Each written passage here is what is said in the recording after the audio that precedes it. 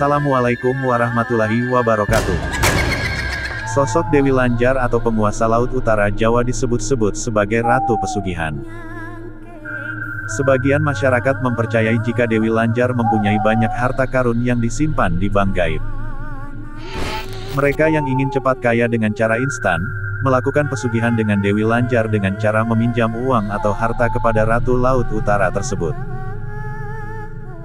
Syarat peminjaman uang gaib kepada Dewi Lanjar, konon si peminjam harus rela menyerahkan nyawa orang-orang yang disayang untuk dijadikan abdi dalam sang Dewi. Praktek pesugihan Dewi Lanjar ini sering dikaitkan dengan Nyi Roro Kidul yang menjadi big boss dari penguasa Laut Utara Jawa tersebut. Pasalnya, Nyi Roro Kidul adalah dalang di balik kekuasaan Dewi Lanjar di pantai utara. Selain itu, Nyi Roro Kidul juga yang membuat Dewi Lanjar berubah menjadi makhluk gaib. Sebelum kita melanjutkan praktek pesugihan Dewi Lanjar, alangkah baiknya kita mengenal siapa sebenarnya sosok Dewi Lanjar. Bermula pada zaman dahulu di kawasan Pekalongan hidup seorang putri cantik bernama Dewi Rara Kuning. Setelah beberapa bulan menikah, dia telah menjadi janda di usia yang sangat muda karena suaminya meninggal. Oleh karena itulah Dewi Rara Kuning kemudian terkenal dengan sebutan Dewi Lanjar. Lanjar merupakan sebutan bagi wanita yang bercerai dengan suaminya dalam usia yang masih muda dan belum mempunyai anak. Usai suaminya meninggal, Dewi Lanjar akhirnya memutuskan untuk meninggalkan tempat tinggalnya agar tidak terus dirundung duka. Dia berjalan hingga tiba di Sungai Opa dan bertemu dengan Raja Mataram Panembahan Senopati bersama Mahapati Singaranu yang sedang bertapa. Selanjutnya Dewi Lanjar mengungkapkan kesedihannya dan memilih tak akan menikah lagi. Mendengar cerita Dewi Lanjar, Panembahan Senopati dan Mahapati Singoranu menasehatinya agar menghadap Ratu Kidul dan bertapa di pantai selatan. Dewi Lanjar pun menuruti nasihat Panembahan Senopati dan Mahapati Singoranu dengan berjalan menuju pantai selatan. Sesampainya di pantai selatan Jawa, dia kemudian bertapa hingga akhirnya bertemu dengan Ratu Kidul. Dalam pertemuan itu, Dewi Lanjar memohon agar bisa diangkat menjadi anak buah Kanjeng Ratu Kidul. Permintaan itu pun dikabulkan.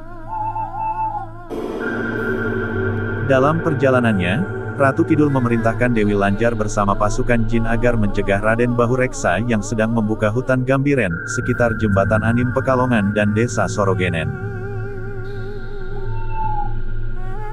Sayangnya, tugas itu tidak bisa terlaksana dengan baik, sebab Raden Bahureksa tak terpengaruh dengan godaan Dewi Lanjar dan pasukan jinnya. Lantaran tak berhasil menunaikan tugas, maka Dewi Lanjar memutuskan kepada Ratu Kidul dan Raden Bahureksa untuk tidak kembali ke pantai selatan.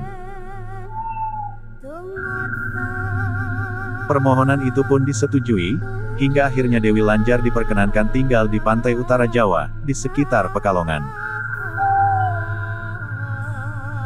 Dewi Lanjar lebih terkenal sebagai gaib unggulan dari pesugihan di pantai Slamaran, Pekalongan. Konon, bagi mereka yang mencari harta duniawi kepada Dewi Lanjar diwajibkan untuk menukar dengan jiwanya jika ingin hajatnya segera terkabul. Berkembangnya kisah Dewi Rara Kuning di kalangan masyarakat Jawa, disalahgunakan oleh oknum-oknum tertentu dengan menambahkan cerita, bahwa Dewi Rara Kuning dapat membuat orang menjadi kaya dengan cara instan atau pesugihan. Benarkah Dewi Lanjar dapat memberikan pesugihan?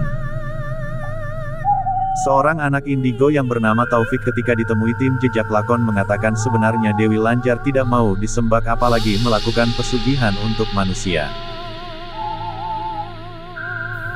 Kemungkinan sosok yang memberikan pesugihan itu adalah sosok jin laut kafir yang menyerupai sosok Dewi Lanjar, jelas Taufik. Terlepas siapa yang memberikan pesugihan tersebut, mencari kekayaan dengan cara instan melalui pelantara sosok makhluk gaib atau jin adalah perbuatan syirik yang merupakan salah satu dosa besar. Maka jauhilah praktek-praktek pesugihan yang bisa menyesatkan kita karena perbuatan itu sudah menyekutukan atau menduakan Allah Subhanahu wa Ta'ala. Tetap eling dan waspada di saat tahun yang tidak menentu ini. Waalaikumsalam warahmatullahi wabarakatuh.